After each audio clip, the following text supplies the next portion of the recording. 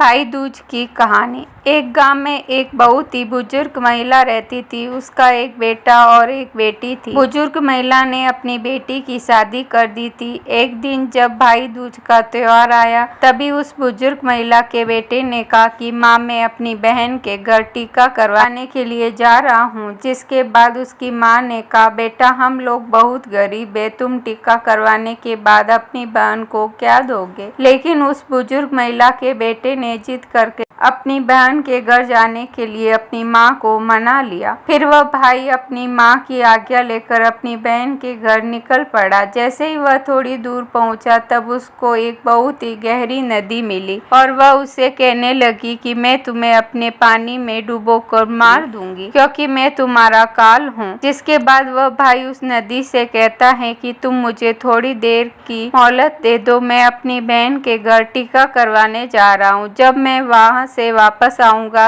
तब तुम मुझे मार देना। जिसके बाद वह नदी भाई को आगे जाने के लिए रास्ता दे देती है। फिर वह भाई आगे की ओर चल देता है। थोड़ी दूर पहुँचने के बाद उसको एक शेर मिलता है, जो कहता है, मैं तुझे खा जाऊंगा। इसके बाद वह भाई शेर से कहता है कि अभी नहीं, अभी मैं अपनी बहन के यहाँ टीका करवाने जा रहा हूँ। जब मैं लौट कर आऊंगा, तब तुम मुझे खा लेना। फिर शेर ने उसे आगे जाने का रास्ता दिया और फिर जब भाई आगे की ओर बढ़ने लगता है, तो कुछ देर पहुंचकर उसको एक सांप मिलता है और वह भी भाई से कहता है कि मैं तुम्हें मार दूंगा। वह भाई उस सांप से भी वही कहता है कि मैं अभी अपनी बहन से टीका करवाने जा रहा हूँ। जब मैं लौट के आऊंगा, तब मुझे मार देना। वह भाई आगे की ओर चला जाता है और थोड़ी देर में भाई अपनी बहन के घर पहुंच जाता है।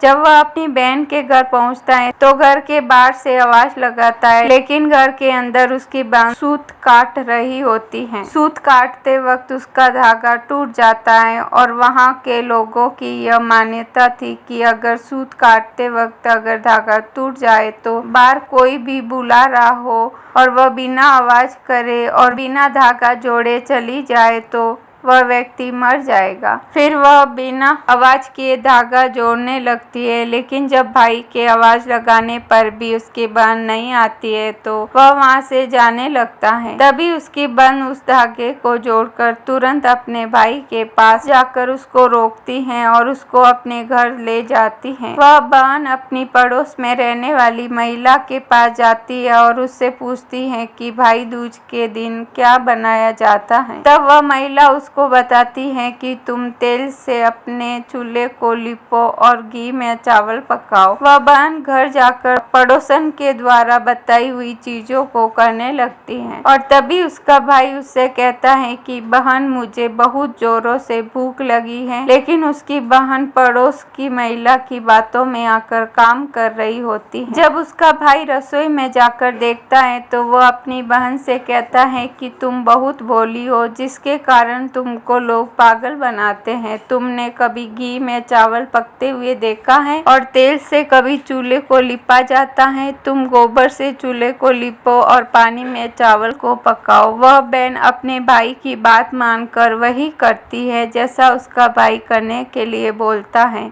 और वह खाना बनाकर अपने भाई को खिलाती है और थोड़ी देर बाद वह अपने भाई को टीका कर देती है। जब उसका भाई अगले दिन वापस अपने घर जाने के लिए कहता है, तब उसकी बहन अपने भाई के लिए रास्ते में ले जाने के लिए कुछ लड्डू बनाकर देती है कि उसको रास्ते में भूख लगे तो खा लेना, और उनमें से कुछ लड्डू अपने बच्चों के लिए भी बचा लेती है। जैसे ही उसका भाई चला जाता है और उसकी बहन के बच्चे जब खाने के लिए जिद करने लगते हैं, तो वह अपने भाई के लिए बनाए हुए कुछ लड्डू जो बच्चों के लिए बचा लिए थे, वह अपने बच्चों को दे देती है। और तभी उनके बच्चों की नजर उस लड्डू में पड़ती है जो एकदम से नीले हो रहे होते हैं। जब वह जाकर रसोई में देखती है, तो उसको पता चलता है कि उसकी माँ ने जो लड्डू बनाए हैं, उनमें सांप मर चुका है और उसी से ही हमारी माँ ने लड्डू बनाए हैं। जिसके बाद वह अपनी माँ को जाकर सारी बातें बताते हैं, जिसको देखकर वह बहुत दुखी हो जाती है और तुरंत अपने भाई के पीछे भागती है। रास्ते में कुछ दूर चलने के बाद उसका भाई उसको मिल जाता जाता है। वह तभी उसकी बहन उससे पूछती है कि भाई तूने लड्डू तो नहीं खाए। उसका भाई कहता है नहीं, और तभी अपने भाई को सारी बात बता देती है। लेकिन तभी उसका भाई कहता है तुमने मेरी जान आज तो बचा ली, लेकिन तुम मेरी जान कब तक बचाओगी। और अपनी बहन को अपने साथ हुए रास्ते में सभी चीजों के बारे में बता देता है। उसकी बहन अपने भाई को अकेले नहीं जाने देती और उसके साथ जाने के लिए कहती है। उसका भाई अपनी बहन को साथ ले जाने के लिए मना कर देता है, लेकिन उसकी बहन जिद करने के कारण अपने भाई के साथ जाने लगती है। कुछ दूर चलने के बाद जब बहन को प्यास लगती है तो वह अपने भाई से कहती है भाई मुझे पानी पीना है, बहुत जोरों से प्यास लगी है। उसका भाई कहता है कि यहीं पास में एक तालाब है, रुको मैं उस तालाब से तुम्हारे लिए जल ले आता हूँ। वह अपने भाई को तालाब के पास नहीं जाने देती है और स्वयं ही अकेले तालाब के पास जाती है। जब वह तालाब के पास पहुँचती है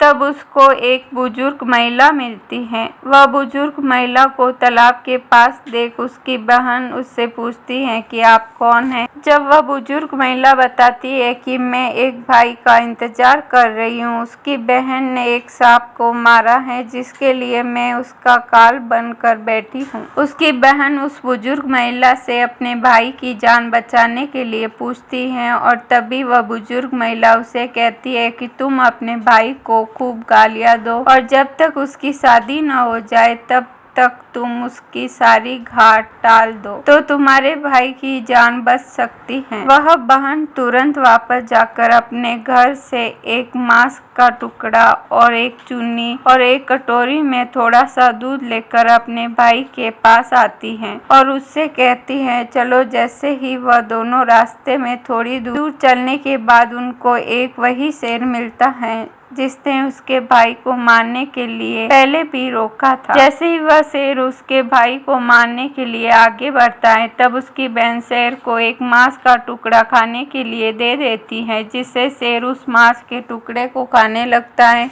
और वहां से दोनों लोग आगे चल देते हैं। आगे पहुंचकर जब थोड़ी दूर पर वही सांप मिलता है तो वह सांप को अपने साथ लाई हुई एक कटोरी में दूध को सांप के आगे रख देती है, जिससे सांप दूध पीने लगता है और वह लोग आगे की ओर चल जाते हैं। आगे जब नदी के पास पहुंचते हैं तब उसकी बहन नदी को एक चुन्नी देती है, जिससे नदी प्रसन्न होकर उनको आगे जाने का रास्ता दे देती है और थोड़ी देर बाद वह लोग अपने घर पहुंच जाते हैं। उनकी माँ अपने दोनों बच्चों को देखकर बहुत खुश हो जाती है, लेकिन उसकी बहन अपने भाई को गालियां देना शुरू कर देती है। यह देखकर माँ बेटे दोनों बहुत ही आश्चर्यचकित हो जाते हैं और थोड़े दिन गुजरने के बाद जब अपने बेटे का विवाह करने लगती हैं, विवाह के लिए जब निकासी की बारी आती है तब उसकी बहन कहती है पहले मेरी निकासी करो और मेरे भाई को आगे के रास्ते से नहीं पीछे के रास्ते से लेकर जाओ। बहन के ऐसा बोलते ही आगे का दरवाजा टूटकर गिर जाता है, जिसको देखकर सभी लोग हैरान हो जाते हैं। और फिर जब फेरों की बारी आती है तब उसकी बहन कहती है कि पहले मेरे फेरे करो मेरे भाई के बाद में, और ऐसा बोलते ही वहाँ पर आग लग जाती है, जिससे वह